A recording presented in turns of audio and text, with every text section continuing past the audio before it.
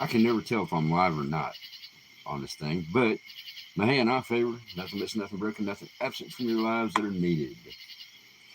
It says I'm live, and then there's a delay. It's weird. Howdy, howdy. It's really funny though, because it'll tell me that there's like one person in the. Last night it told me to, excuse me, which I'm not bragging. I'm just saying, and it did it after having rain forever. We've had like rain every day, so getting over 100 degrees with the humidity is insane. Like last night, I kept seeing that there were 5 people in here, but somebody sent me a message and said that there were 9. I was like, wow. It's weird because the count doesn't show the same thing for me. And man, it is so hot. I'm so hot, I'm steaming up my glasses.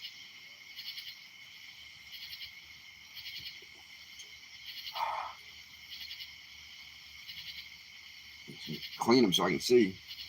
There we go. All right, so I'm just kind of hanging around. I got a few things to talk about. And like I said, Q&A. Anybody that gets in here and has a question, they're more than welcome to ask. I got a couple questions via email that I'm going to jump into really quick. Okay, what do I listen to? I was like, oh my God, really? So you may have to rewind and, hey, how you doing, that Scott? You may have to rewind and listen to this 100 times before you get everybody, but somebody wanted me to talk about all the people that I listen to that influence my music, right? So I was like, wow. First things first, I have a playlist right here on YouTube. It's called Nostalgia Music, and it's public. There's a few of them in there that I have in there because they were like high ranking bands or highly popular bands at the time. And I don't necessarily listen to them, but the vast majority of them I do. And there's some tracks in there that like are not typical of what people would find, like Freddie Johnson. He's doing "Ain't No Sunshine." He's one hell of a blues guitarist. I'm trying to think of some of the other ones while I'm thinking about it, but I'm talking about the videos in the nostalgia playlist. But daggone it, I can't keep my things from fogging up. I'm so hot, and it's humidity and everything else. All right, so I'm going to go as fast as I can to see how this works out, right? The James Gang, Fleetwood Mac, Grand Funk Railroad, Dire Straits, Foghat, The Sweet, Styx, Chicago, before Peter Cetera, Foghat, I already said them, Three Dog Night, Blood, Sweat, and Tears, Earth, Wind, and Fire, Emerson, Lake, and Palmer, England Dan and John Ford Coley, Supertramp, Bad Company, Zephyr, with a Z, Zephyr, America, Seals and Croft, I'm sorry. If. Now, If is a really, they're a jazz rock band from England, but it's called If, I-F. Wishbone Ash, awesome group. Seether, Evanescence, Enigma, Fuel, 3 Days Grace, Three Doors Down, Santana, Matchbox 20, Shinedown, Tonic, Blackfoot, Bread, Cream, Eric Clapton. Of course, I put Cream after Eric Clapton together. Griffin, Gryphon, Griffin. The Smithereens, The Romantics, Def Leppard, and all those arena bands of the year. I'm not going to name them all, but that genre. Mudvayne, Linkin Park, Michael Bublé of all people, Dean Martin. You'll find out it's rock, alt-rock, grunge, indie. There's a lot of those too.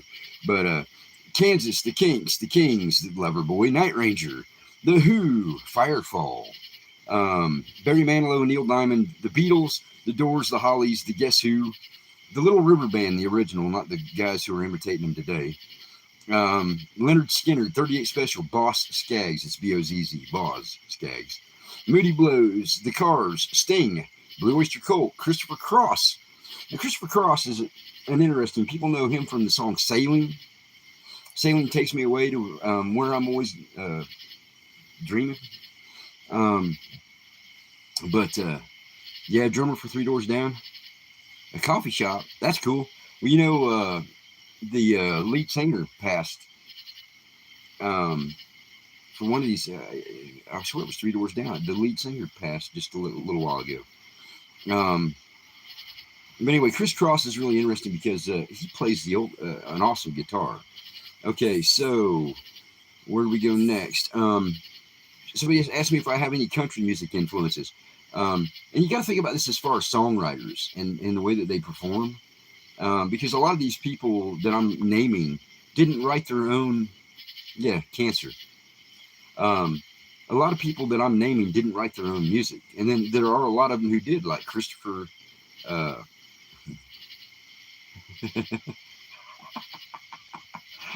uh, my brain just went flat. Chris Christopherson, Willie Nelson, Waylon Jennings, Johnny Cash, Dwight Yoakam, Randy Travis, Travis Tritt, George Jones, Hank Jr. and Sr., Chris Cagle, Mark Chestnut, George Strait, Chris Ledoux, Charlie Rich. Now I liked his performance, although he didn't always write his own music. He played awesome piano though. Jumping to a little bit different, Alan Parsons Project, Planet P and Tony Carey. Tony Carey wrote all the music for Planet P. Thomas Dolby, Murray Head, um, Iron Maiden, Dokken, Pantera, Ozzy, Meatloaf, Heart, Queen, Elvis Costello, Jackson Browne, Tom Petty. Musically, I didn't necessarily like the way he always sounded. He had some, really good stuff, but I was never a fan of Bob Dylan. I just never liked the way he sounded, and so it was really hard for me to. If Tom Petty was doing that kind of sound, I really wasn't into it. Stop Dragging My Heart Around was cool when he did it with Stevie Nicks. You Got Lucky was a good song. I mean, he had a lot of good music, but I liked him musically because he wrote. Roy Orbison, obviously. King Harvest, if you've never heard of him, awesome band. Van Morrison, The Cure, The Cult, Procol Harum, Whiter Shade of Pale. The Genesis, Phil Collins, Peter Gabriel. Notice how I put all three of them together. Ambrosia, Atlanta Rhythm Section. Gary Moore, that's a guitar player. Golden Earring. Paul Davis, awesome songwriter. Dion, that far back. The Everly Brothers, B.B. King, ZZ Top, Steve Miller Band, Joe Cocker. I like the way he performed. He was one of them. Although he sang very strangely in cadence, it worked. So it taught me that cadence could be a little different and still work, right? Let's see. Free. That's his name. Free. Simply Red. Cutting Crew. Deep Purple. AFI. XYZ. Dan Fogelberg. The Bee Gees. The Scorpions. The Scorpions for performance. They showed that you could be a rock and roll band and still deliver an awesome tune that's not rocking out. Okay. Let's see if I can see down here. Stevie Ray Vaughan, of course. Nazareth, Bob Seger, ELO, Electric Light Orchestra. Foreigner, Chris Stapleton. Now there's a songwriter. Daughtry. He's from here in North Carolina. Met him a couple times before he became famous. He's playing in a bar about 60 miles from me. Mick Blankenship. Not a well-known guy, but he's got awesome music. Good songwriter. The Commodores and Lionel Richie. You talk about songwriters, right? Otis Redding. Now you're going to get into the blues. Otis Redding, Howlin' Wolf, Buddy Guy, Eric Gales, Freddie King. If you've never seen Freddie King's version of Ain't No Sunshine, Albert King, of course, and then Ray Charles. And, that's just a teeny little, that many I could name that quick. Now, I've got Seether, Evanescence, Enigma. Okay? I've got so many influences on my music. I wouldn't know where to start. All right? I just wouldn't. Somebody asked me what my music is. Well, it's kind of a fusion between blues and rock and alternative indie. It's whatever the lyrics fit. I hate to say that. Scorpions couldn't sing English until they, you know, I know some opera singers, believe it or not. I know opera singers. I know opera singers that can't speak Italian or German, um, but they can sing. Yeah, it's pretty cool. Um, so my music is it's a, try to put me into a category. I don't know how. Because I have pop rock, alt rock, pop, adult contemporary, blues, alternative rock, fusion, classic rock like in the 70s and 80s style. Moving through shadows, I just listened to it because of this question. What does it fit into? Well, I can tell you one of the songs on the Moving Through Shadows album, you can tell it was influenced by Kansas.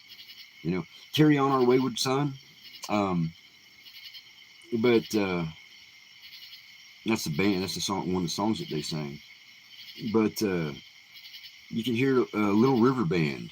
Um, the Moving Through Shadows album is like 70s, 80s radio rock or adult contemporary kind of. I don't know how to. I don't know how to categorize it because I will open a song really soft and smooth, and then I'll blow your socks off. Right. Um, Floater, Peter Murphy. I didn't name some of the punk bands from over in England. um, so I figured most people wouldn't know them. Uh, let's see. I think I actually did write a couple of them down, but I kind of skipped over them because I didn't figure people would know them. Um, what the hell? I thought I had a couple of them. Well, I guess I've got If and I've got Wishbone Ash on here. So there's a couple of bands from England. I think Zephyr was from England too. Don't hold me to that. But some of the I said the Kinks. Um, but trying to describe somebody says, well, what category do you fit into? These last two albums I've said rhythm and blues and alternative because it's a combination of R&B and rock, and I'm talking about rock, and it really doesn't fit. Yeah, you're right, it really doesn't fit a genre. If you listen to my earlier albums like Blue Skies and Wild Ride, it goes everything from just cookie pop. I hate to say that because like that one song, You, is it just a straight up radio pop song? But there's a couple of really good hit blues songs on there too. Um, but Duality of Me, the one that I just brought out, was R&B, blues, alt indie mix. It's kind of an alt indie rock and blues mix. The new one that I just finished, Summer and Winter, that's coming out, there's a song on there that's called I See You Win, and it has an old school Motown R&B sound to it. I put the music, I put the lyrics to the right kind of music to fit the song. And I don't know how to, I've got a really bluesy voice when I sing. The Wrecking Crew. Well, you had the Smithereens and the Romantics, and you had different bands like that too that I listened to. But yeah, I really don't fit a genre. I got 3 emails that, and I got permission to share part of it. One person said, I found one and most times several songs on each of your albums that I really like. There are some that I really don't like, though. That's from Tim C. I told him I'd put their name out there. And I've said that all along, I've had Moody Blues is one of my favorite groups to listen to, but there are a couple of their songs on their albums that I skip because I just don't like them. I never expected anybody liked. If I got 14 songs on an album, I expect there will be some people who like all of them. There'll be, because I spread my genre out so much, there'll be people who will like 3 out of the 14. You know what? That's not bad odds when you really think about it. And then Misty. said she found something to put in her playlist on every album I've done. And she likes the pop stuff. I'm not really a pop person as far as pop music, but I got a few tracks that would fit. I definitely have a lot of stuff that's radio playable. Um, and then I didn't get the first name, but the last name is Price. It's T, first initial T. I've got so many styles. It says you have so many styles. It's hard to get bored listening to your stuff. Thank you. That's an email that I got. Um, and Painted said the same thing. It goes across genres from one album, which is a luxury of not being with a big studio. I can do what I want and make the music fit the lyrics. This summer and winter album is like R&B. It's old school R&B. Like I said, I See You Win has kind of this old Motown R&B rock sound to it. And then there's a couple of them that are just kick-ass rock. It's R&B, but it's got hard-hitting alt rock and rock tone to it. So I don't know how to describe my music. If I can't describe it, I don't know how anybody else would. So that takes care of that question about my music. Somebody asked me about my vocals. When you're doing your engineering, you can take out the lows, so it takes out the timbre. You hear the vibration in my voice. You can take out those lows and leave the low, mid, and higher tones, and it'll take out some of that vibration. There's a lot of stuff that you can do without actually fudging with somebody's voice. You take out those low bands and you take out the timbre, the vibration. Because even when I'm using my normal voice to sing, you listen to me, I can go up quite a bit just talking. But even if I'm using my normal voice to sing, I still have that rumble, and taking out those low tones cleans it up. You don't get the sound, and it takes out that the vibration, that lower end vibration out of my voice. So anyway, okay, so just in case people weren't asking questions, I wanted to cover that one, and all those people that I named, you can go back and listen to them again. That's just a short list. Basically, if they played rock and roll from the 50s onward, but I like people like Dean Martin. I like Nat King Cole, Mel Torme, Michael Bublé.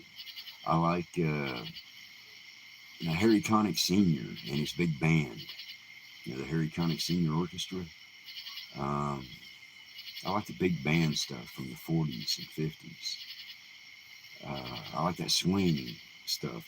I got a swing song, Do the Slip and Slide. That's the only form that song would fit to. I thought, man, it'd be fun to do kind of a big band swing song.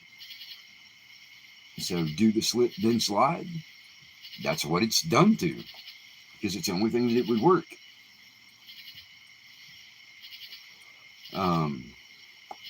Anyway, so have you ever heard of the rabbit dance? Out in Oklahoma, there's a place where there's a lot of rabbits. And what they do is they get into the berries. And these berries aren't like raspberries. They're these weird, you and I eat them, they make us sick. But they wait until they get ripe. All right. I mean, I'm talking about really ripe. I'm talking about alcoholic ripe. And these rabbits will get into them things. And then they will literally run around in circles in this big old field for hours. And there's hundreds of them. It's crazy. But anyway, that's the rabbit dance. And they say it's a celebration of the summer. You know, the old lore is that it's how they celebrate the summer because it's been, a blessing, and it's the last thing that they do before they have to get into burrows for the winter. Um, but yeah, it's the animals' drunken party. The rabbits are running around a circle in this field, and it does. It looks like a kid's got a go kart and they've been running around circles in the field, and it's the rabbits. Thank you. Um, it's really hard to get them hot. Whoa, shouldn't try to do that when I've been smoking, but it is. It's hard for me to get them high notes sometimes. Um, a lot of the times, folks, when I'm hitting them high notes, I'm actually whispering, and with the mic right there and isolated, you take that vocal that's higher and it's a whisper, and then you push the volume up on that section of the track, so that that whisper high that I do sounds like it's the same level as the rest of the track. There's a little trick for you. Um, but anyway, so it's the animals' drunken party, and they do it at the end of the year. The birds will get into the berries, and they will get drunk as hell and be falling out of the trees. The rabbits will be running around in a circle in the field, and all the different kinds of birds get into it. But anyway, just it's an outright hoot. Now I don't know if they still do it, but 20 years ago, I was out there and I got to watch it, and it is a riot. They'll start coming in the afternoon when it's hot, and they'll start getting into them berries. The birds, the rabbits, and they will just get drunk, and it's literally a animal. I said it was an animal's rave, but it is. They're eating those berries, and those berries are really high in alcohol. But now it's toxic to us. Um, but they literally get drunk on them berries that have been fermenting in the sun, and they literally have a drunken party for a night. It's a hoot. But I thought you'd have fun with that. And the folklore about it is that they do that because they're celebrating the summer being a blessing to them. Me, I just think they like eating berries and getting drunk. But okay. um, have you ever heard the story about the raven? When the world was created, all the animals were just plain. They had no colors, and they didn't know what to do. So they wanted to ask the maker. So they sent the raven. The raven said he would go, and he flew through the darkness. There was darkness between creation and the creator. Flew through the darkness, and he asked, and the creator says, well, just tell them to let me know what color they want. So the raven started going to all the different animals. And I'm not a storyteller, you all. I'd have my tongue cut out for telling stories the way I do. He started going to all the animals. So like he goes to the deer. The deer says, well, I'm in the high grass all the time and around the woods. I'd like to be the same color as the grass in the woods, brown and, light brown or whatever. And so that he flies back and passes back and forth. And the turtle wants to be green. Another turtle wants to be brown. Bear wants to be white. Another bear wants to be black. And all the animals get their color because the raven is flying back and forth in the darkness between creation and the creator. And after all of doing that, he flies back and he tells the maker that all the animals have their colors. And the maker says, well, what would you like? And he said, well, I didn't really think anything about it. And I've been flying back and forth, and blacker and blacker and blacker as he flies back and forth through the darkness. And the maker says, well, I'll tell you what, you've done such a service to all the other animals. I'll give you a little bit of all their colors. It's the reason why a raven, when he's not in the light, is just black as black can get. He's as black as the night that he crossed. But when the light hits him, his feathers shine like a rainbow.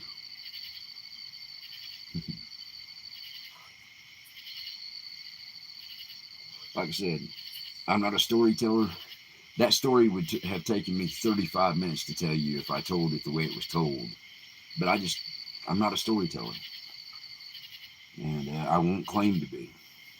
Then there's a story about the pretty snake. If you've never heard it, it's actually a really good one.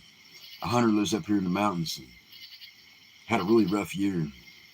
and he's kind of worried. He goes out to go hunting, and he's walking up the trail and comes across a little snake about that big, and it is the prettiest daggone snake you ever seen. Its scales are like a rainbow, and they glisten in the light. And he starts to step by the snake. The snake says, "Wait, wait, Hunter." He says, "If you get anything and you give me something to eat, I'll give you some of my scales." Hunter looks at him. You don't trust snakes. He thinks about it, and he goes on about hunting. All he gets is a couple of squirrels, which is better than what they had. He goes back down the trail, and there's that snake. And he says, "Will you really give me some scales?" And the snake says, "Yeah, if you feed me." So he breaks off a couple of pieces of squirrel meat and feeds it to the snake. Feeds it to the snake, and the snake does exactly what he said he would. He shakes. Some of them scales come off, and the hunter picks them up and takes them home. And his wife makes decorations and jewelry out of it for people, and they do really, really well. Well, later in the fall, they got to go hunt. He's got to go hunting again, and he's hoping to do better. He goes out, and he's going through the woods, and he immediately starts thinking about that snake. He's like, "I wonder if that snake's still around here." You know? So he starts walking up the trail, and he gets a little bit further up and a little further out, and there's that snake again, except for this time, he's like 6 or 8 feet long. I mean, from the little guy, he's like 6 or 8 feet long. Man, his scales are huge. And Snake says the same thing to the hunter again. He says, "I've been having it kind of hard right now." He says, "But if you get anything and you give me some food, I'll give you some of my scales. And look, they're bigger and prettier now." Man, that hunter, he goes to hunting, and the whole time he's hunting, he's thinking, "Man, we could do really, really good with this." So, man, he gets a deer. He comes back down that hill, and he chunks off some meat big enough for the snake to eat, and the snake shakes, and he gets a whole handful of scales, and they're just pretty. And in the light, they shimmer, glimmer.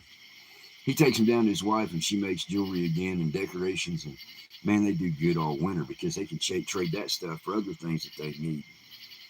And he's doing great. Spring comes, and he wants to go hunting again, and before he even gets out of his cabin this time, he's already thinking about the snake. He says, "Man, if that snake's up there, if we do the same thing again, man, we could have a great summer." He starts up the trail, and he's already looking for the snake before he even starts getting into the woods good. He gets up on the hill, and he gets up and around, and he's actually kind of out of the way where nobody could really see him or help him or whatever. And he starts to step over this log, and the log moves. And when it does, it shimmers and shines like that snake's scales. And that hunter steps back, and he looks up, and there's that snake looking down at him, head big enough to swallow you. He says, "Hey, Hunter, I've had a good winter." The hunter says, "Yeah, I guess so." He says, "Your scales are huge." The snake says, "Yeah." He says, "But you aren't going to get any." And the hunter says, "What do you mean? The snake says, "You're going to feed me, or I'm going to eat you."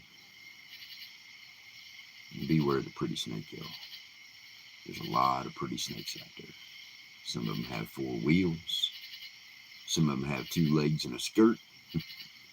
Some of them have 2 legs wearing tight blue jeans and boots and a work shirt. Some of them look like a house. Some of them look like a rifle. Beware the pretty snake, y'all. Anyway, right?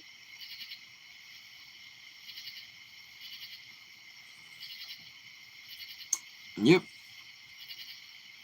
the snake and his whole family suffered because of it. Because now he had to take care of the snake. You're right. Well, that's what I had for y'all that I had bound up. It took me a while to make the list of all the different people that I've listened to through the years. And some of them, like Emerson, Lake, and Palmer, I'm like, wow, I wonder if anybody will even remember them. Or England Dan and John Ford Coley.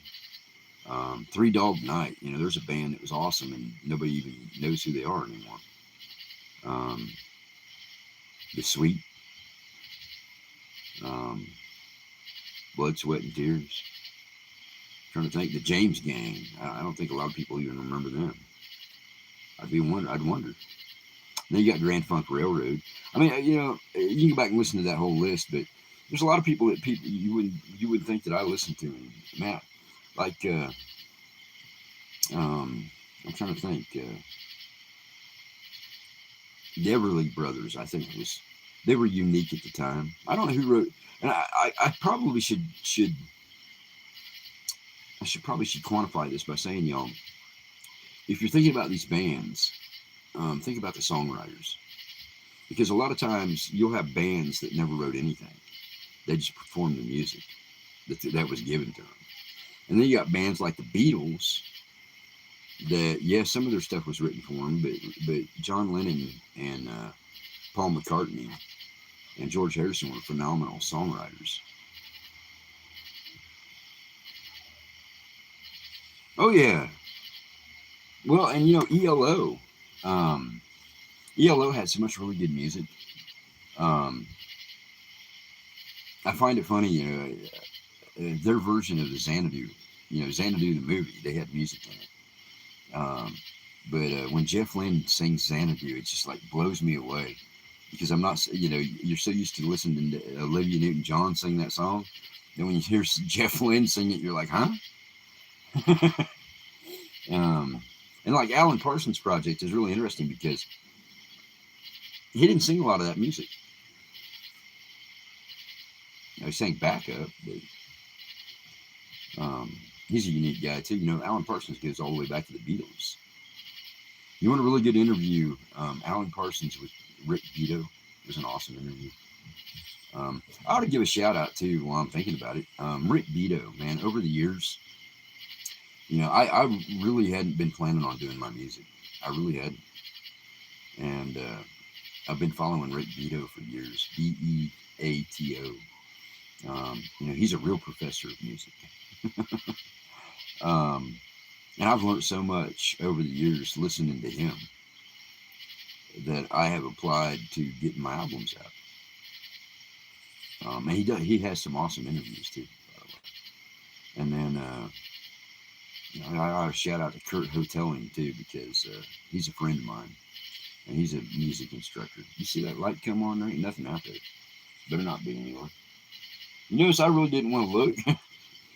It takes something the size of a good-sized dog to get that light to come on. And there's nothing there. I really didn't want to look. I'm just telling you, I was like, whoa. Because I'm not going to set it off. I'm not in a position to set it off. But anyway, yeah, Kurt too. I had some musical questions about melodic structure for a couple of songs that I wanted to do. I was trying to figure out, and shout out to Kurt for helping me. I give credit where credit's due. I am not a music and composition student. I took a general music history class in high school. I was in the choir. I was in a band, but I always played by ear. And I always know what I want it to sound like. Yardbirds, wow. Yeah. I haven't heard that name in a long time. Like the Trogs, right? There's another one that you don't hear anymore. But you got to be old enough to remember them too. I grew up at a time, at my age, I got the best of the best because we still had all the crooners. We still had all the crooners from World War II. We had the big bands, like Harry Connick Sr. type big bands, swing bands. We still had classic jazz. We had all the country, from the early mountain country music to the 60s and 70s country music. We had Southern rock that was coming up. We had the blues. We had rockabilly, and we had the early rock and roll still around. Elvis Presley stuff and that group. Buddy Holly, Big Bopper, Jerry Lee Lewis. I mean, Jerry Lee Lewis was playing live, into his 70s. Chuck Berry and people like that.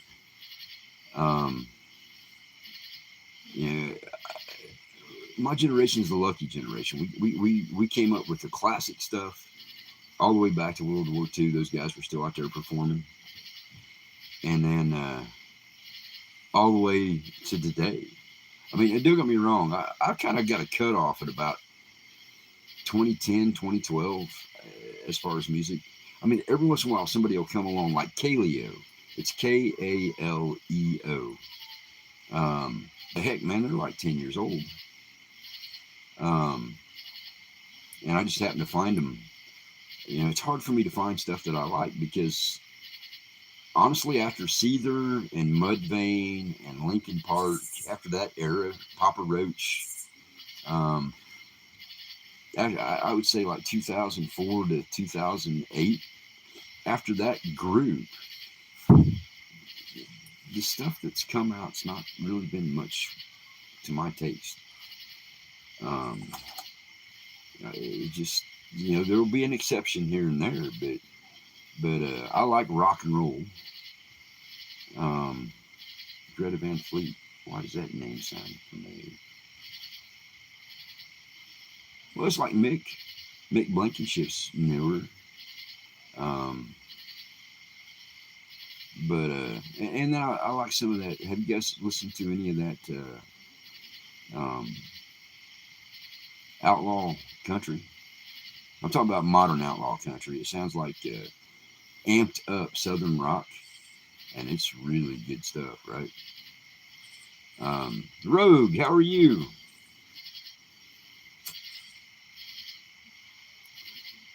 But you know, for me, music has to have a purpose. You know, I hate to make fun of the kid. I really do because he's been through hell. But let's talk about Justin Bieber having a song called "Ooh Baby Baby" that has 20 words in it that it took 13 people to write.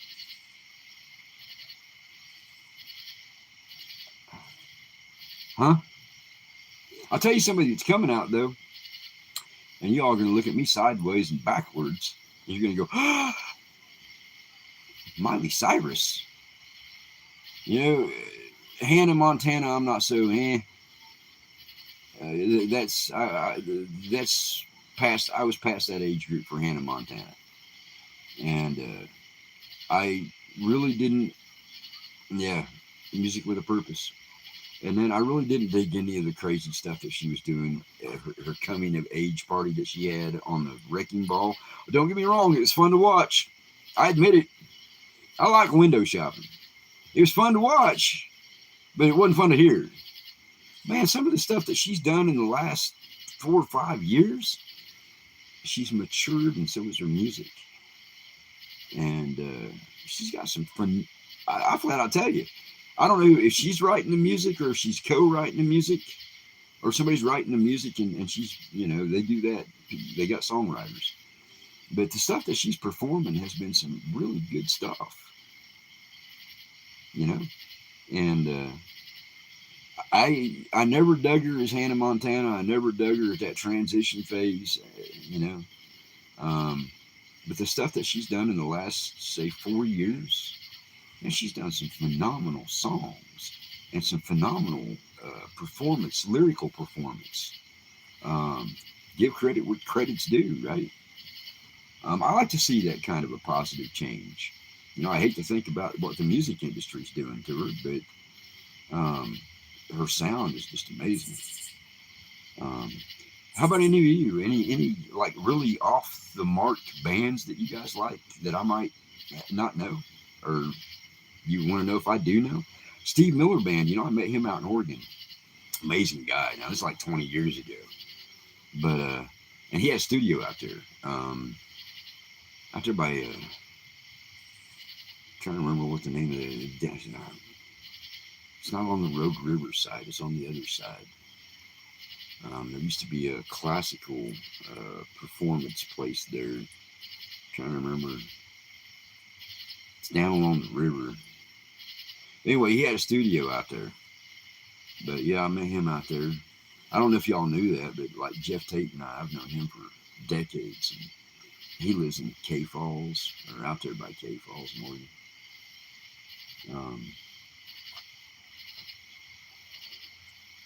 But that's the other thing about that's the other thing that I kind of feel bad for the generations behind us because if you were not born in the 60s or early 70s, the odds of you being able to walk up and shake hands and talk to somebody, I mean, really talk to them. I'm not talking about this meet and greet crap that they do where you walk up and they sign, hey, how you doing? And you walk on. Um, we grew up at a time when you were actually going to get to talk to musicians or performers or artists or whatever you want to call them. And they would actually take the time to talk to people. A lot of them today aren't that way. I mean, they do the meet and greets, and it's it's like a factory setting. They try to get through people through as fast as they can go, sign the picture, shake hands, get a picture with them or whatever, and next person because that's um, it's not like the old days where you'd actually sit and talk to people. I some of the old people would still do it. Like the last time I saw Merle Haggard live, him and his boys, we stood out there by his bus and talked for hell, must have been an hour and a half. Of course, I had to back off, man. You talk about smoking weed, woo. Um, I don't know if marijuana can embalm you, but I think there's a few of them from that generation that they were embalmed.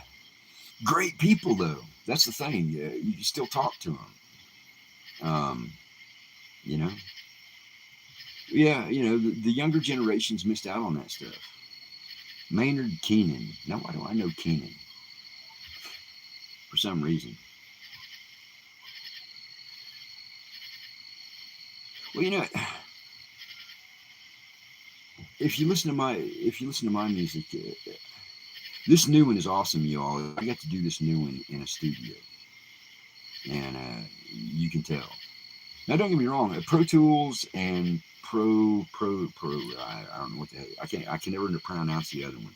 Anyway, they're compatible. So doing it online and recording your vocals and with a drum track, and then bringing all the other ones in because you can literally have as many tracks as you need. You could have 500 tracks and layer them.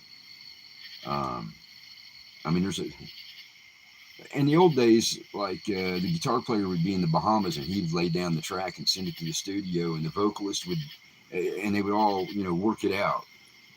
Now you can do it by the internet within a few minutes or live on the internet, right? Hey, Angel. But you can do it live on the internet. So like, I can be face to face with people on 6 faces on a screen, one a drummer, one a guitar player, keyboard, whatever, and they could be in 6 different states. And I could be doing the vocals in a homemade sound booth. And it's really good though. I mean, it works. And you can record that way too, together, but it's not the same as being in the room together, right? Tool is awesome. A Perfect Circle, I'm not sure about that one. I like Tool. I like Bush too. A lot of people don't remember them. I think Bush is the one that did Falls on Me.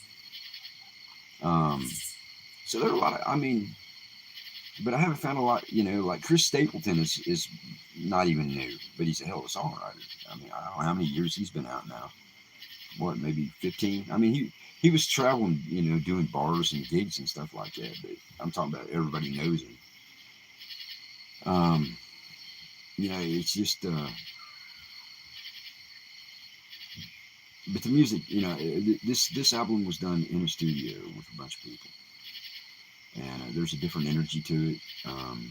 I took advantage of having the computer programs linked into an actual board. But it's my voice, y'all. There's a couple of high parts of like on YouTube right now. I've got 2 of the tracks out as teasers. Dr. Hook, when you're in love with the. I don't even think I can do that right now. Hang on a second. But when you're in love with a beautiful woman, you got to watch your friends. Yeah. How about Tony Orlando? He wasn't half bad either. They had good songwriters. Y'all, I didn't even go into the ladies. I mean, I like a Roberta Flack. I like Donna Summer had a hell of a songwriter. Um, uh, Spanish guitar. Um, Rita Coolidge. Um, I mean, there's a lot of female singers. Tina Turner could put on a show. She had that thing that she could do with her voice. I mean, it was she had this thing that she Tina Turner had this thing that she could wrench her voice just a little bit. Somebody says, you know, you wrench your voice like Tina, and no, I don't, y'all. Um, I tighten my throat is how I do it to get that I don't know. It's kind of like a screech while I'm singing. I tighten my throat, and I'm like I'm like restricting the amount of air while I'm tightening my throat, and it gives it that sound. Um, but there are a lot of lady singers like Aretha Franklin, Rita Coolidge, Diana Ross and the Supremes, and Diana Ross by herself. Um, uh, Good gracious, I'm trying to remember. Um, there's a gal who used to sing and she moved the same way that Joe Cocker did, but she had an awesome voice. Um, and then there's a gal who sang Spanish guitar. For whatever reason, I can see her, but I can't think of her name. But you know, just think about Motown and some of these more soulful lady singers, um, because that sound influenced me. Linda Ronstadt was awesome. You know, Linda Ronstadt used to be a rock and roller. People don't know that, and so was Alison Krauss. Now there's a lady that can sing, Alison Krauss. But yeah, Linda Ronstadt and Alison Krauss, they did they did rock and pop. Um, but I think Alison Krauss really hit her niche with her voice when she started doing the Appalachian Mountain style music. That suits her really well. Did you all see Dolly Parton got into the Rock and Roll Hall of Fame? Is that a Rock and Roll Hall of Fame? I'm trying to figure out how she ended up in there. Irony, she's in there and Boston's not, I think. Well, huh? And I don't get it. I don't. I find out who was nominated and I laugh every year, and then I don't pay any attention to who actually got in.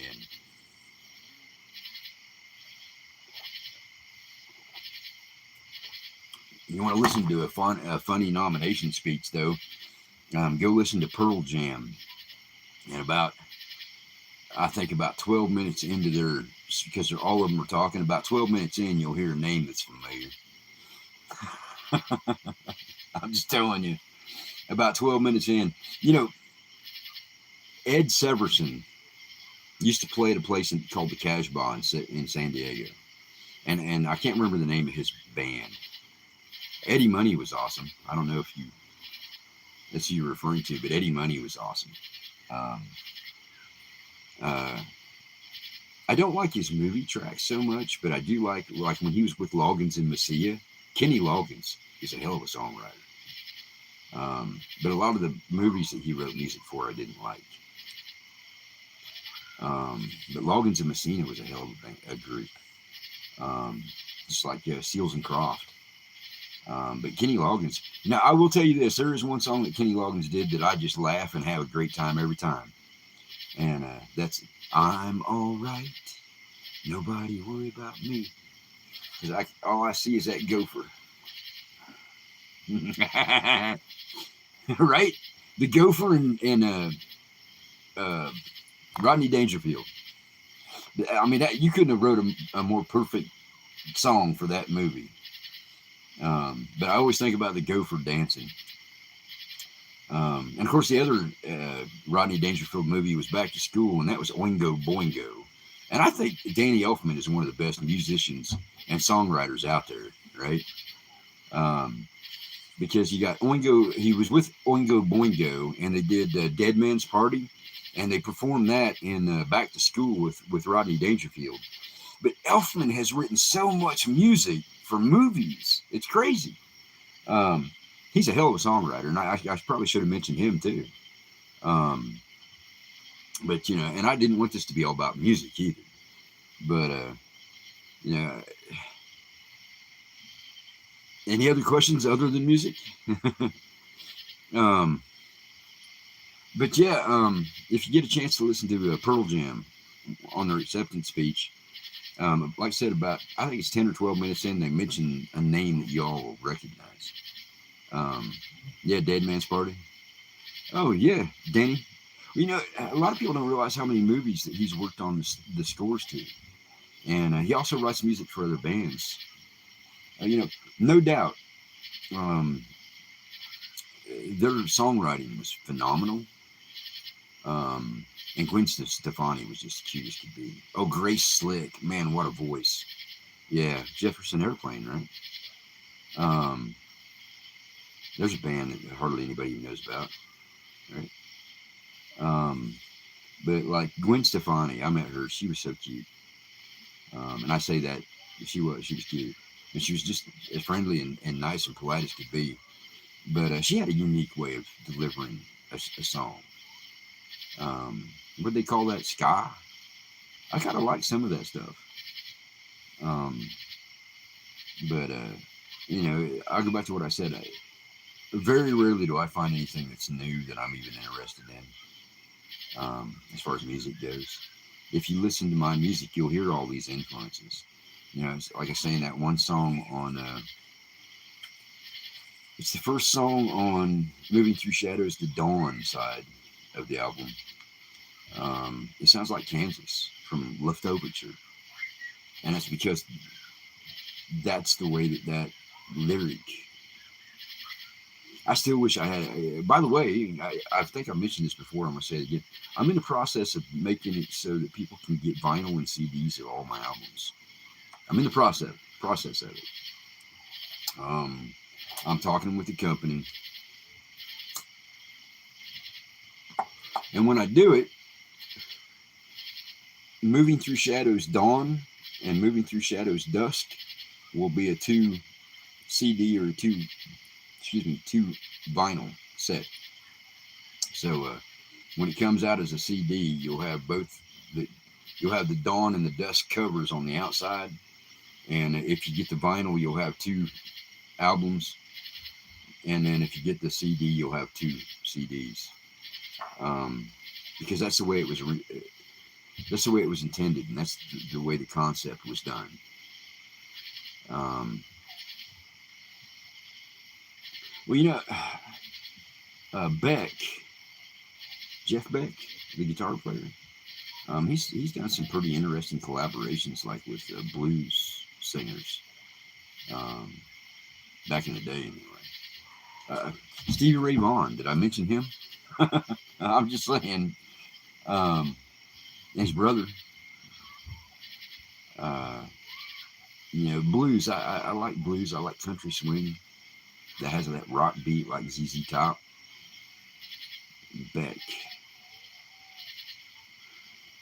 Yeah, I'm trying to think.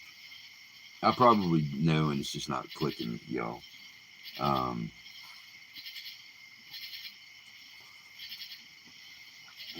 and then you got Du hast nicht. They're unique, but they're not necessarily my thing. Um, there's a couple new bands that I found that I've added to that nostalgia playlist, because they're just unique. But you know, for me, it's just music. Um, I do it. I will pick the. Honestly, this new album, I did the vocals to a drum track, and I just sang it. Rick Derringer's an awesome one too. I'll have to listen to Beck. I'll look that up. I promise. Beck, Beck. I will look it up. Matter of fact, I will write that down here so I don't lose it.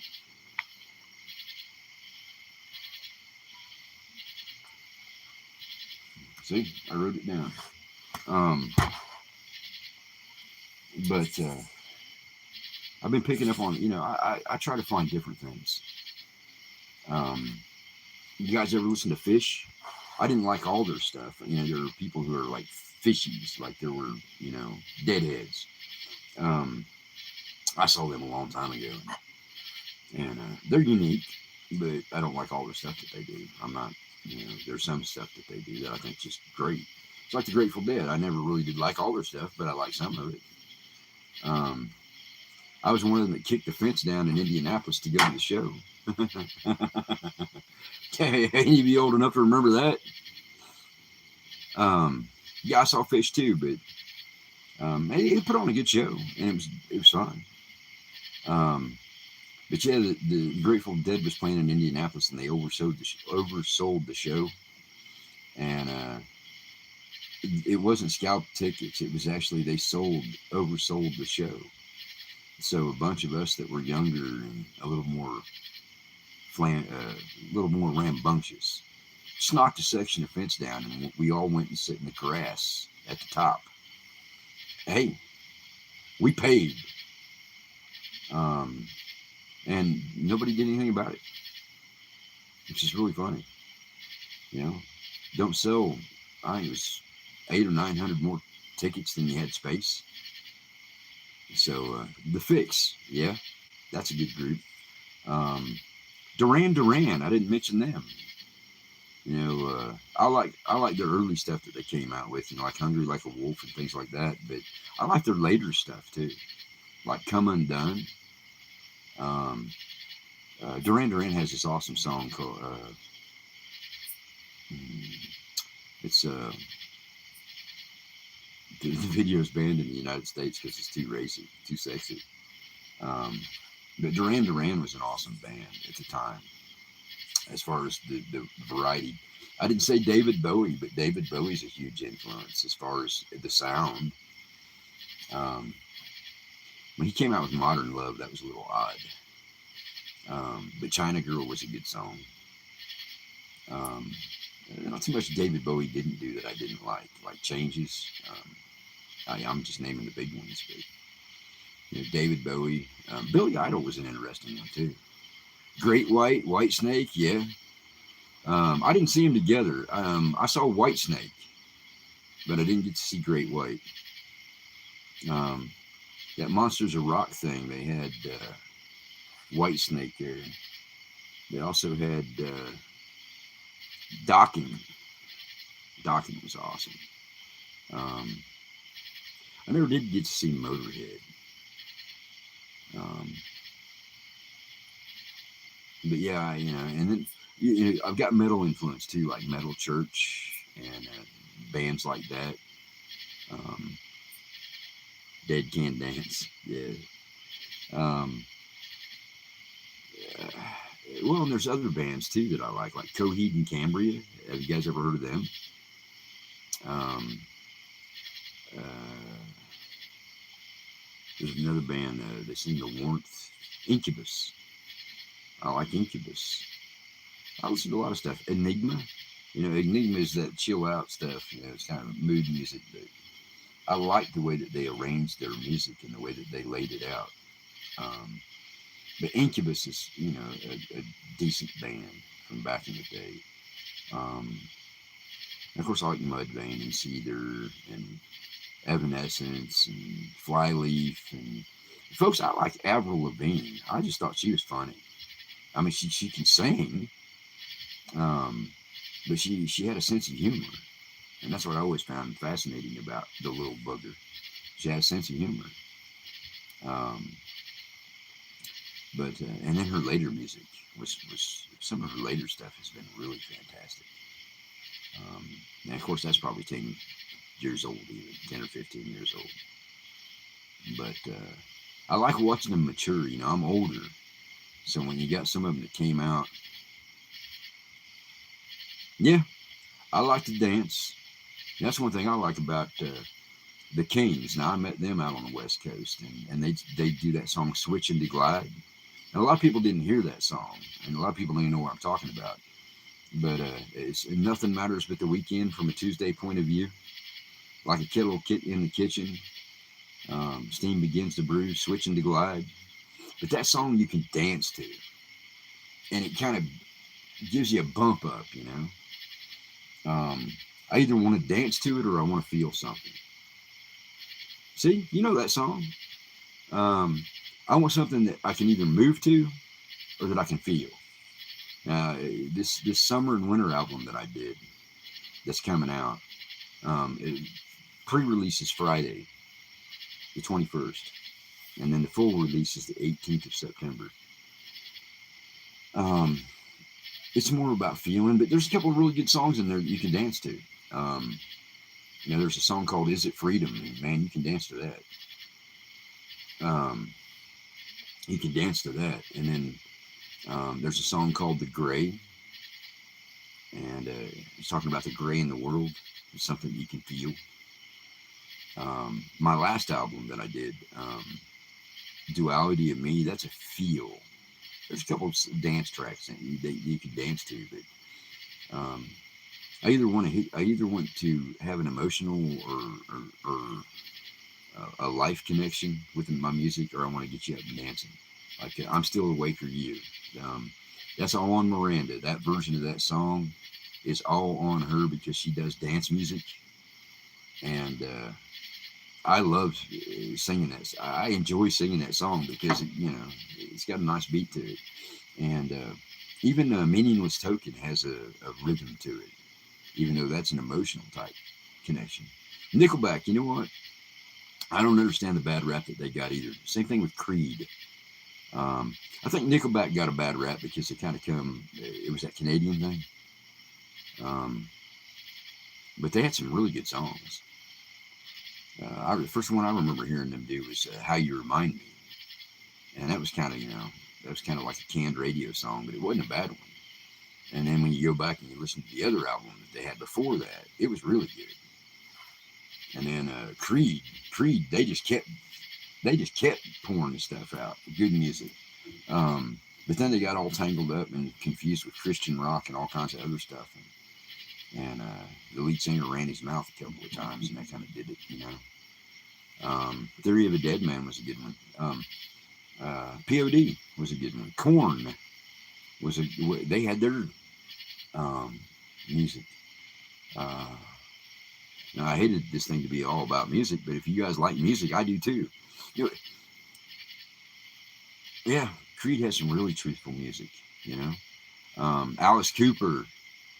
Yeah, I remember his show on TV where they cut him in. I'm sorry, they dropped him onto a spike, and the spike came out through him. He had a hell of a stage show. And they had another performance where they cut somebody's head off. But Creed, "One Last Breath." That's a hell of a song. 6 feet, doesn't look that far to go. 6 feet under.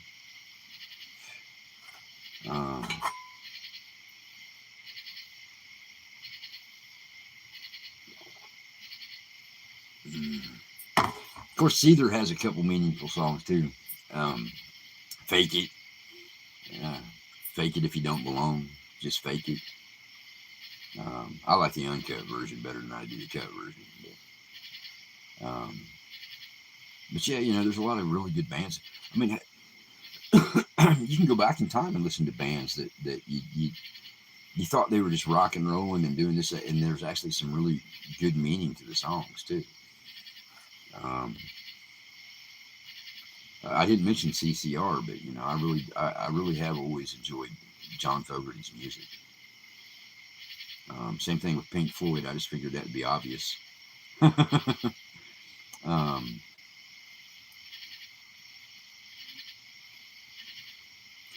Well, music is stages in your life. I've got this. I've got this line in one of the songs that's coming up. It's "Old music plays and brings back memories of long ago." I've got another song that's similar to that too. "I Close My Eyes." What was it? Listening to the radio, oldies, they say. Our songs, our life. there's songs that you relate to based on where you're at in time, and then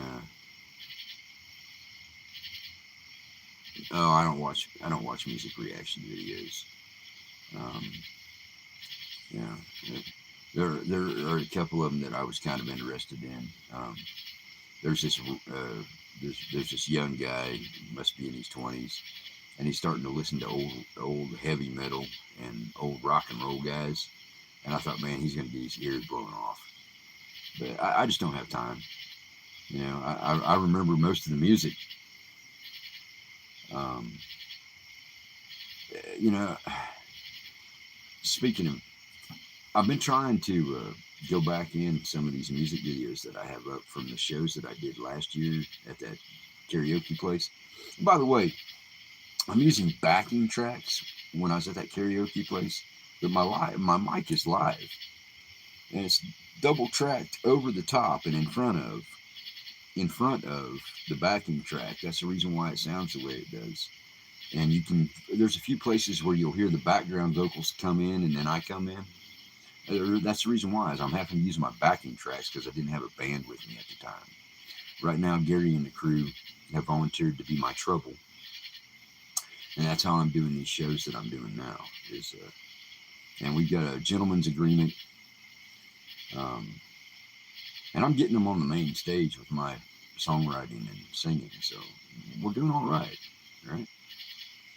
Um, yeah. I don't know how long I'm going to do it. I don't want to go out touring. I like doing festivals and fairs. That's fun. And when you're on the main stage, you make more money. It's crazy, man. I can go to a bar with a band, and we can play for 4 hours and make $300. So you split that 5 ways at $60 a piece for all that work. Or you can go to a festival and fair and make about $200 a piece. Which would you be doing? And it's only by invitation, so they're not going to invite you unless they want you there. Now, something I am going to tell you all. The reason why I'm not telling anybody where I'm appearing next is because the way the contract works is they can cancel me right up until the time I'm supposed to walk on stage and replace me with whoever. And first of all, I don't want anybody driving any distance. That's one thing. But the other thing is literally they call it for show money. So they can literally replace me with somebody they want to. They can replace me with somebody that they want to promote. They still have to pay me, but then I wouldn't perform. So I don't want anybody getting into that. Right now, the promoters that I've got are really digging me.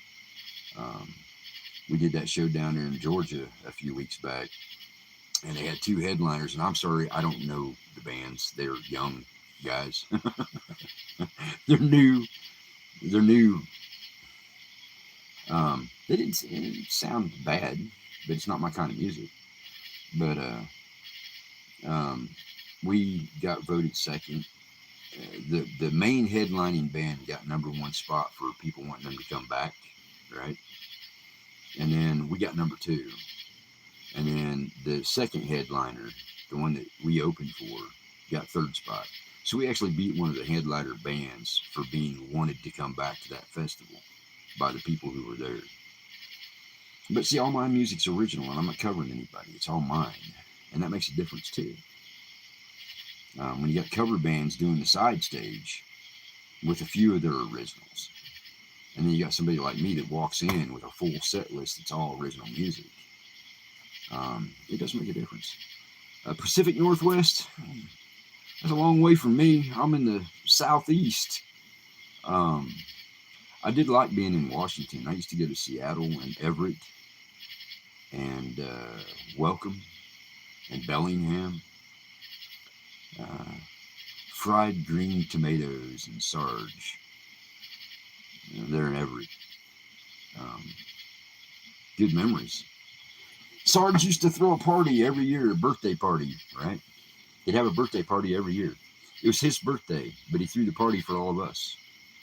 That's a cool dude, right? And I remember they made homemade root beer. Oh, just a little bit of alcohol, but it was homemade root beer. I'm telling you, man, Sarge and his wife made the best root beer in Washington State. Um, but yeah, as far as the Pacific Northwest goes with me is, I like it north. You know, Seattle. I was in Seattle when Ed Severson first got there. David Gruhl was still there. I will tell you this right now, though. All those years, I do not ever remember meeting Kurt Cobain, ever. I met a lot of those musicians at the clubs. You know, a lot of those guys went from San Diego to Seattle. They've been playing at the Kashba and the other clubs down there. The Kashba is the one I really remember because it was a really cool club. But they went from down there to Seattle. Of course, with all the people that I knew and liked to listen to, going to Seattle, guess where I ended up? You know, I was going in and out of Seattle anyway because that's where the outfit that I worked for was at. A lot of times I'd fly right in and out of there. But Seattle and North, I liked Everett, I liked Welcome, I liked Bellingham. Oh, people in Bellingham were just awesome. All the way up the coast to the Three Sisters, Mount Rainier, or I'm sorry, Mount Baker, Mount Shixon, and Picture Lake. Awesome place. So yeah, I'd love to go out and do shows in person in other places, but it's got to be worth your time. You know, if we're going to pack up if we're going to pack up 2 lead guitars and all their gear, a bass player and all his gear, and a drummer and all his gear, and then me, and we're going to travel somewhere, it's got to be worth your money. You know, right now we're just playing here in the Southeast, Georgia, Tennessee, Northern Alabama is where we were at. Georgia again, Tennessee again.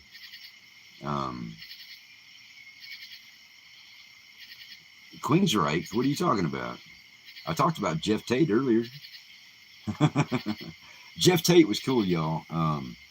I feel bad for the whole Queensryche Jeff Tate situation. Everybody caused the problem, not just one of them. But Jeff's cool as can be. Last time I saw Jeff Tate, I had long hair and he was bald. If he sees this, but anyway, he has a vineyard. And the last time I had any contact with him was in Klamath Falls, Oregon. That's where he lives, you know, outside of Klamath Falls. But yeah, awesome guy. Got older, got smarter, got a lot more friendly. But I always liked him. I can't say anything bad about him. You know, the fact that I was, you know, doing security might us getting along, but no, I really thought Jeff Tate was a cool guy. Queensryche, Empire, they're building empires. Operation Mind Crime. I mean, you know, he was way ahead of his time as far as, well, no, it was already out there. The information was already out there. He was just putting it in musical form. But I mean, that's exactly what we've seen happen over the last 30 years.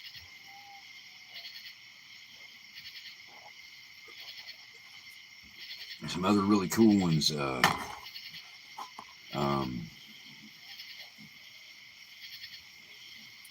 to think some of the other cool ones. There's a lot of really cool guys from out in California at the time. West Coast. Oh man, that would have been cool. That would have been cool to be able to see Queensryche live when they were doing the Mind Crime videos. That would have been cool. I did security for them on the West Coast, and then when they dropped off into Denver, I went out of the country. I'll tell you another fun group that I did just short-term security for. And I won't talk about those guys, but they're pretty cool. Colorado's a neat place because you run into a lot of different people, and the Pacific Northwest, Seattle specifically, and Bellingham. Oh man, so many musicians back in the 80s and 90s. Well, late 80s and into the 90s. In the late 80s, the vast majority of them were still in San Diego, some in San Francisco, and then everything shifted to Seattle. And then some of them shifted to Denver, but it was kind of an odd. And then you had some of them going back to Chicago even. Um, Because a lot of people don't realize, like Milwaukee, everybody talks about Chicago blues and they talk about St. Louis blues and they talk about New Orleans jazz and blues. Well, for one thing, Beale Street in Tennessee has some of the best blues players you'll ever see. And Milwaukee, Wisconsin. I mean, I'm telling you, Milwaukee, Wisconsin. They got blues. They got harp players. They got piano players. They got some of the best guitarists. Um, People would not believe that Milwaukee, Wisconsin, the blues that comes out of there is just amazing. But you know, ZZ Top was a blues band. Trying to think. I think Albert King came out of Dallas, out of Texas too, just like ZZ Top. I think Albert was from down that way. That would have been a show to see B.B. King opening up for ZZ Top. Just saying. Folks, I'm at an hour and 15 minutes, and I appreciate everybody who's dropped in, everybody's been hanging out. How's my dream life been? Mine's off the charts. I'll tell you, I am so busy at night when I'm dreaming. See, there's a question. I can answer that. When I settle in to go to sleep, it's busy. It's like 5 and 6 things before I'm back up in 4 or 5 hours. I got up the other night, or I got up this morning to go get a drink. I don't know what time it was, 4:30 or something like that. I hadn't been asleep for a couple hours. But I laid down, I got all relaxed, and boom, I was out. And just those couple hours, man, I felt more tired waking up than I did when I went to bed. I said last night that if you're a dream worker or you're a traveler, hang on, because you know all the stories say that right now, men will dream dreams, a lot of them, and my guess is there's going to be a lot of work to be done. You know, help other people getting, you know, people get trapped in their dreams just like they get trapped here. You know, comfortable misery. It could be some intimidation. It could be some trauma. But have you ever been someplace you come into like a factory setting and there's this child, you think, and they're scared to death and it looks like a maze and it's dangerous and there's scary shit all over the place. And as you walk them through it and you get things out of the way that are necessarily to be moved, and you take care of this and that and the other scary thing, when you get them out and you got them free and clear and you say, look, you're fine, you turn around and it's a full-grown adult.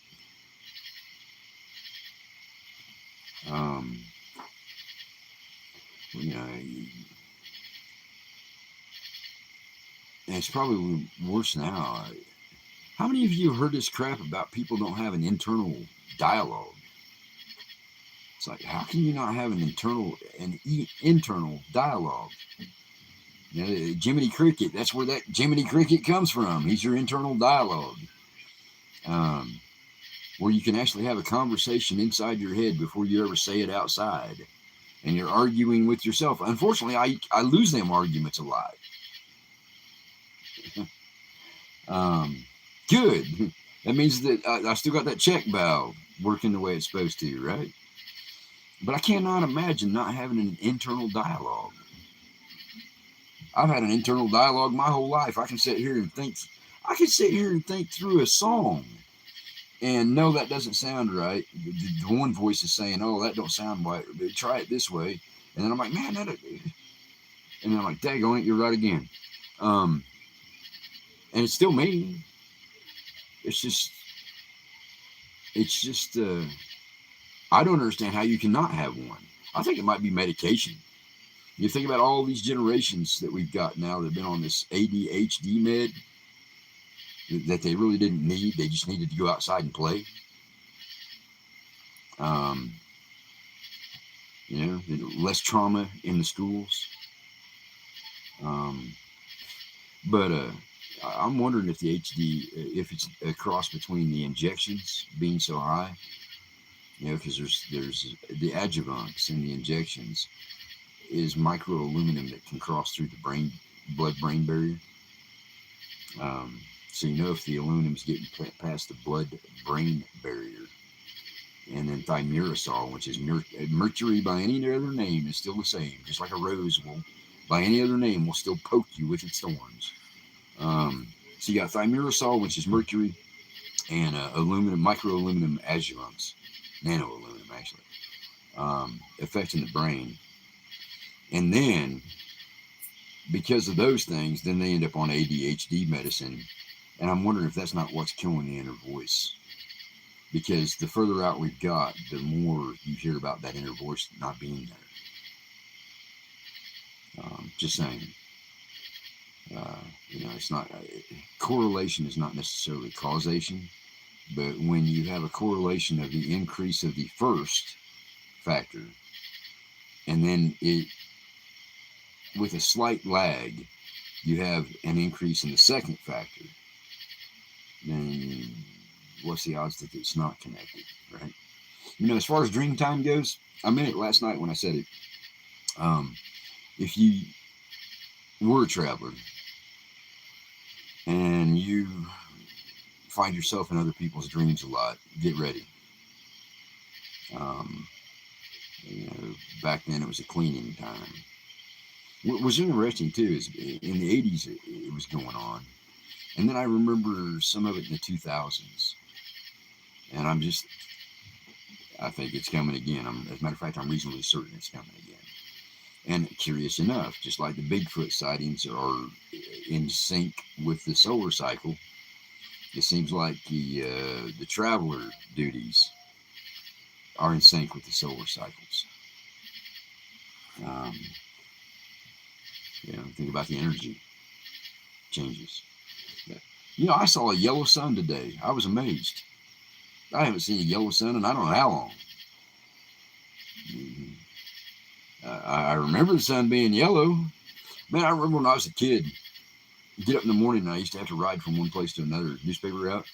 And when I come over this one hill, the sunrise was right there. And it looked like it took up 3/4 of the damn sky, at the horizon. I mean, that's how it looked like it took up 3/4 of the sky. And it was bright yellow. And then, I don't know what, y'all, 2016 or 17, it turned white. You can look, and here's the thing, you can look at the reflection on top of a car and you can see that it's white, like a fluorescent light. But I saw a yellow sun today. It was a trip. I don't know if it was haze in the air and smoke in the air or what, but it looked yellow. It's kind of weird.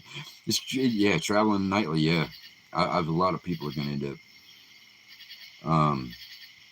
And who knows? It might just be clearing out your own closets too, or catching up on things that you've been ignoring, like visiting people or whatever.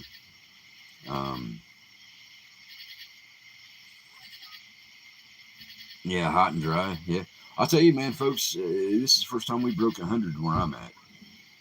And the humidity, because it's been raining every day, the ground's but at least it's cool at night. Now that's the thing here, it's cooled down out here, and it's probably in the high 70s, which compared to 100, that's comfortable.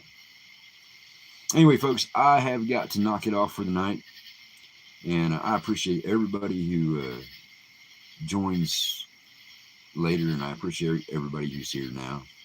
I was hoping to have the 8 or 9 people that were here last night at least, and more questions, and I love talking about music, any kind of music. The one thing that I'm not really good at is jazz. Now I have an appreciation for it because of the scales and the counter scales and things like that. But I like classic jazz or symphonic jazz. I'm not so good about the discordant modern jazz.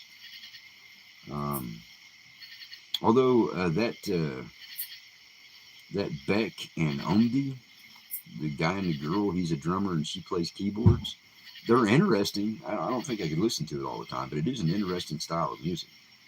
Man, I appreciate you, Painted, and Scott, and Angel, and I don't know who else are in here. I lost names, and I don't know if I can scroll backwards. Well, I can. Anna K. Um, I can only scroll back so far. Anyway, I appreciate everybody's hanging out with me. Um, it's good. It's good of you just to sometimes just to talk about whatever. But and that whole list of people that I listen to, I mean, I know it's probably 5 or 6 minutes long, but you can go back and re-listen to it. And that's just part of the people that influenced me. Um, I was actually surprised how much like Kansas that one song sounds on. It doesn't have a violin in it, but they played violin. But that one song on Moving Through Shadows, the Dawn album, it has a huge sound like Kansas. But it makes sense because I like the way they wrote their music.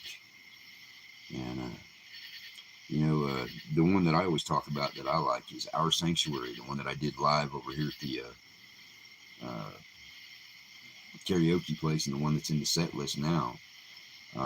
We don't have piano in it. We're doing it with guitars, and it sounds really good.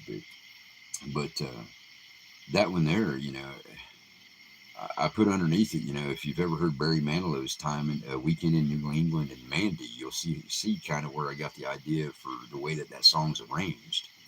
I mean, it doesn't have the same melodies or anything, but the way that I arranged it, take good performers and good songwriters and pay attention to how they do it, right? Um, and genre, I am what I am. If you like classic rock with an alt indie flavor and a touch of R&B and blues, that's me. And then every once in a while, I'll go pop rock um, because that fits the song, it fits the lyrics. But I just have fun, and I don't expect everybody to like everything that I write and everything that I sing. If you can get into 10% of what I do, then man, I've created 10% of my music that has some meaning to you, which is great. And if it's 50%, that's fantastic. And if it's one track out of 15, that's good too, because at least one track made a connection with you. I mean, that's what we're trying to do when we do music, is just make a connection. I come to you on a level, I'm plumb with my words, and I leave you in the square every time. You are who you are, and I am who I am. And folks, that's got to be enough, because that's what we are. And that being said, Mahe and I, everybody, favor. Nothing missing, nothing broken, nothing absent from your lives that are needed. And I'll try to do another Q&A next week on Saturday. And I'll put it out early enough that some that more people will know that I'm doing it. And maybe we can actually have some questions about the esoteric and Gnostic stuff and the other podcasts that I've done. And I'm open to questions about music too, but I like talking about all kinds of stuff. You notice I'm avoiding the Middle East and the Iranian stuff, by the way. It's theater, and it's awful, but there's no way to verify 100% anything that you're getting. So rather than pass on rumors, I'm just keeping my mouth shut. Right? Favor everybody.